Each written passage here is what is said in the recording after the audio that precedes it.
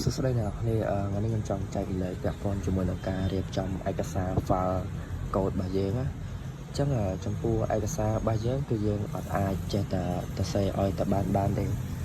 គឺយើងត្រូវចេះរៀបចំវាឲ្យបាន clean ស្អាតហើយមើលទៅរបៀបដូចគេហៅថារៀង high level តិចណាអញ្ចឹងចំពោះកូដរបស់យើងបើសិនណាបើយើងសរសេរមិនក៏វាដើរដែរក៏ប៉ុន្តែយើងអត់អាចចេះតែសរសេរតាមចិត្តបានទេគឺយើងរៀបចំឯកសារមួយ package របស់យើងហ្នឹងមានអីខ្លះមាន server មាន page មាន component មាន access ឬក៏មានអីផ្សេងដូចជា loading ស្អី time mode អីណាផ្សេងគឺយើងរៀបចំដាក់មកប្លុកវាមកអានេះគឺជាខ្ញុំឧទាហរណ៍ project របស់ខ្ញុំមួយអានេះគ្រាន់តែជា website ទេគឺការរៀបចំគឺវាបែបហ្នឹងយើងមាន server ដាក់ផ្សេងទៅហើយមាន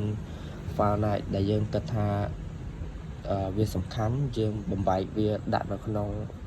ណាមកប្លុកទៀតទៅគឺយើងអត់អាចដាក់ឆៅយកហ្មងឯងអត់ការទេហើយឧទាហរណ៍ថាមិនថា image មិនថាអីទេនិយាយទៅគឺយើងរៀបចំវាដោយសារអីបានយើងធ្វើអញ្ចឹងគឺវាងាយស្រួលនៅពេលដែលយើងភ្ជាប់ជាមួយនឹង back end ឬក៏ project ហ្នឹងគឺយើងយកឲ្យគេធ្វើតគឺគេងាយស្រួលមើលក៏ប៉ុន្តែឧទាហរណ៍ថាមក home page អញ្ចឹងអ្នកទាំងអស់គ្នាតសេឆៅយកដាក់មក home page អញ្ចឹងយកទាំងអស់អញ្ចឹងអ្នកដែលគាត់ធ្វើតាមក្រោយយើងគឺគាត់ពិបាកមើលគាត់ពិបាកមកអាន project របស់យើងមែនតើអញ្ចឹងចំពោះ file របស់យើងមិនថាការដាក់ឈ្មោះមិនថាអីផ្សេងទេគឺយើង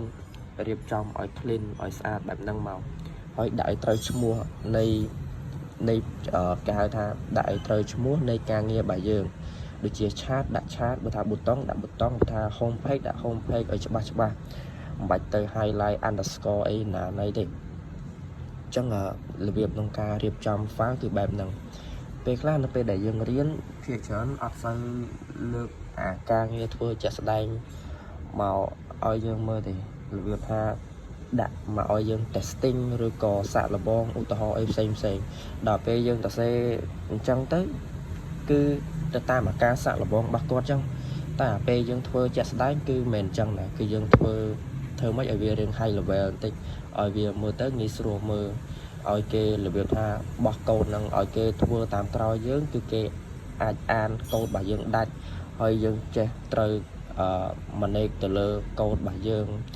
ការគ្រប់គ្រងកូដរបស់យើងថាតើយើងត្រូវរៀបចំបែបណារៀនប្រើ Git រៀនប្រើអីសពបែបយ៉ាងអីអស់មកអាហ្នឹងគឺយើងចេះតែប៉ុណ្ណឹងគឺយើងអាចធ្វើការដោយខ្លួនឯងបានហើយ